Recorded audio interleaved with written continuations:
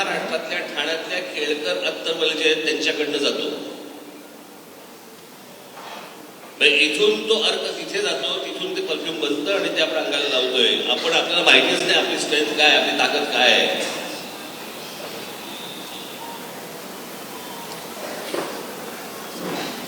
आज ही सगळी सहकार चळवळ आज महाराष्ट्रामध्ये उभी राहिली, गेली अनेक वर्ष उभी राहिली.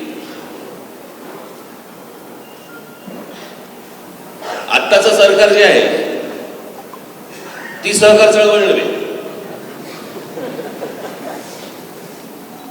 कळलं का? ती सहारा चळवळ. आम्ही अडकलोय, आम्हाला सहारा द्या. त्याच्यामुळे ती सहकार चळवळ नाही, सगळ्यांनी एकत्र येऊन सरकार सांभाळायचं, ती ही सरकार चळवळ नाही. ही आमच्या ज्योतिराव फुलेंनी उभी केलेली.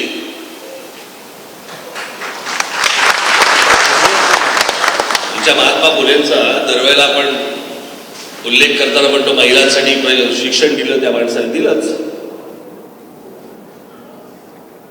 पण आमच्या महाराष्ट्रामधल्या त्यावेळेला जो काही मराठी पट्टा जो काही होता, त्या महाराष्ट्रामधल्या जमिनी सावकारांच्या घशात जाऊ नये याच्यासाठी जे पहिलं आंदोलन केलं ते आमच्या ज्योतिराव फुलेंनी केलं.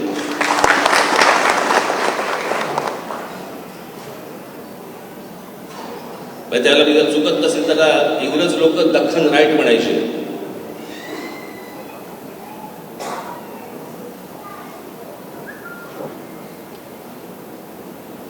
आपल्याकडे पुढे मिळाला आहे ना तुमचा डेक्कन जिमखाना वगैरे, मूळ शब्द दक्षिण, त्यानंतर त्याचा झाला शब्द दख्खन, आणि मग इंग्रज आल्यावर त्याचा झाला डेक्कन.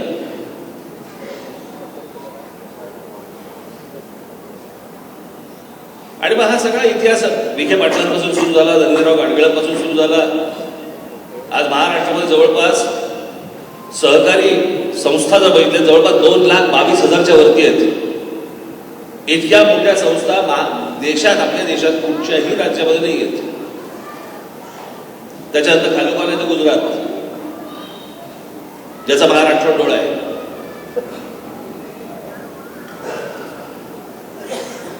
कालची परवाची बातमी आहे, तर मला माहित नाही जाते का राहते का काय अजून मला कळलं नाही. पण आपल्याकडची महाराष्ट्रामधली महानंदा डेअरी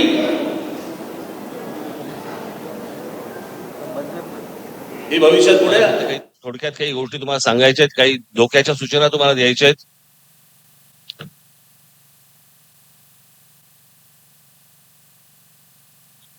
महाराष्ट्रातली सहकारी चळवळ जी आहे ती सांभाळण्यासाठी अत्यंत सक्षम अशी माणसं महाराष्ट्रामध्ये आहेत, आजही आहेत, भविष्यातही असतील, होणार आहेत.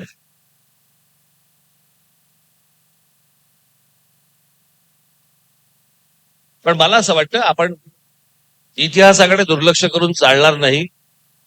इतिहास वाचल्यानंतर इतिहास आपल्याला काहीतरी शिकवत असतो. त्याचं भान जर आपल्याला वर्तमानामध्ये येणार नसेल तर हातातनं सगळ्या गोष्टी गेल्यानंतर काहीही होणार नाही. तुम्हाला आठवत असेल मी एकदा त्या आपल्या महाराष्ट्राच्या विकास आराखडा ब्ल्यूप्रिंटच्या वेळेला मी तुम्हाला सांगितलं होतं की मराठवाड्यामधली पाण्याची परिस्थिती आता अशी आहे की जवळपास विहिरीला 800-900 फूट खाली पाणी लागत नाहीये. अशी महाराष्ट्रातली, मराठवाड्यातली आत्ताची परिस्थिती आहे. आणि फक्त राजकीय स्वार्थ, राजकीय गोष्टी याच्यासाठी म्हणून मराठवाड्यामध्ये साखर कारखाने उभे केले जात आहेत. साखर कारखाने उभे करणार म्हणजे तुम्ही ऊस लावणार, ऊसाला सर्वात जास्ती पाणी लागतं, हे काय मी सांगायची गरज नाही. जमिनीतलं पाणी शोषून घेतं ते पीक.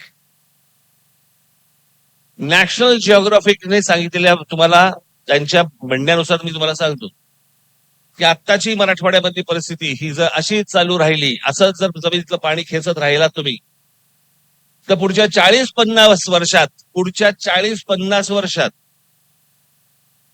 मराठवाड्याचं वाळवंट झाल्याशिवाय राहणार नाही.